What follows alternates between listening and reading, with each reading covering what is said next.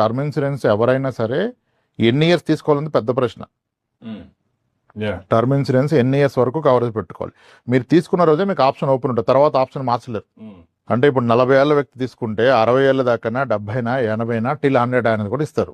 కానీ వీళ్ళు అర్థం చేసుకోవాల్సిన లాజిక్ ఏంటంటే టర్మ్ ఇన్సూరెన్స్ మీరు 60 తర్వాత టెన్యూర్ పెంచుతున్న కొద్దీ ప్రీమియం పెరిగిపోతుంది. అంటే ఇన్సూరెన్స్ అతనికి అక్కడ రిస్క్ లెవెల్ ఎక్కువ ఉంటుంది కదా. ఇప్పుడు ఇండియన్ యావరేజ్ లైఫ్ ఎక్స్పెక్టెన్సీ 70 ఉన్నప్పుడు anything beyond 70 is more risky.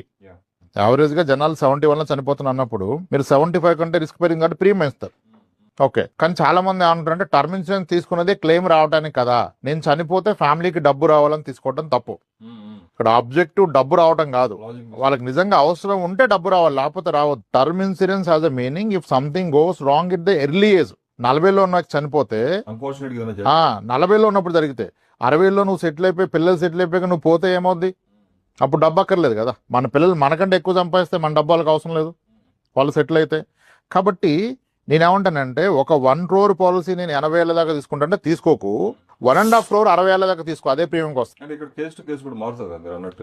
60 years వరకు కూడా కొంతమంది ఏంటంటే అప్పుడు కూడా కొంచెం మన ఫైనాన్షియల్ కండిషన్ అటు ఇటుగా ఉన్నప్పుడు నాకు ఫ్యామిలీకి హెల్ప్ అవుతున్న ఆలోచన ఉంటుంది ఒక మిడిల్ క్లాస్ పీపుల్కి. అంటే నేను 60 అని చెప్తాను. టిపికల్ గా ఈ రోజు 30s లో మ్యారేజ్ అవుద్ది, బిలో 30 మ్యారేజ్ అవ్వాలి 80% ఆఫ్ కేసెస్ లో. ఇప్పుడు 20% కావట్లేదు. అంటే నేను మీ పిల్లల్లో చిన్నవాళ్ళు ఎవరైతే ఉంటారో వాళ్ళకి 30 ఏళ్ళు వచ్చాక మీకు టర్మ్ వద్దండి అంటాను. ఎందుకు వద్దు సార్ అంటారు. 30 ఏళ్ళు వచ్చాక మీ పిల్లోడు మీ మీద డిపెండ్ అవుతాడా? అవ్వకూడదు. నిజానికి వాడు ఇంకా డిపెండ్ అయితే ఇంకోడు ఎప్పటికీ సెటిల్ అవ్వడు. 30 years కావాలని లైఫ్లో సెటిల్ అవ్వాలి. 30 కావాలంటే ఇంకా అయ్యే ఛాన్సెస్ వెరీ లెస్.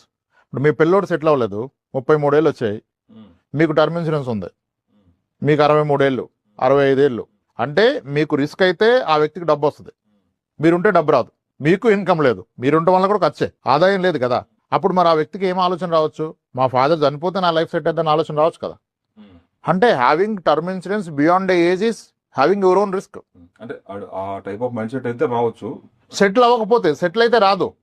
వాడు సెటిల్ అయితే మీ 1 crore 2 crore కవరేజ్ కి ఒక 30 years తర్వాత వాల్యూనే ఉండదు, బికాస్ ఆఫ్ ఇన్ఫ్లేషన్. ఏమొస్తుంది ఆ రోజు? సో ఎనీ విచ్ వే ఆయన సెటిల్ అయినా మీకు వచ్చే ₹1 ఒక 30 ఏళ్ళ తర్వాత 2060కో 70కో ₹1 విలువ ఉండదు. సో కాబట్టి అది ఉండే ఉపయోగం లేదు. కానీ ఆ ₹1 విలువ ఎప్పుడు 10 years లో ఉన్నైతే విలువ.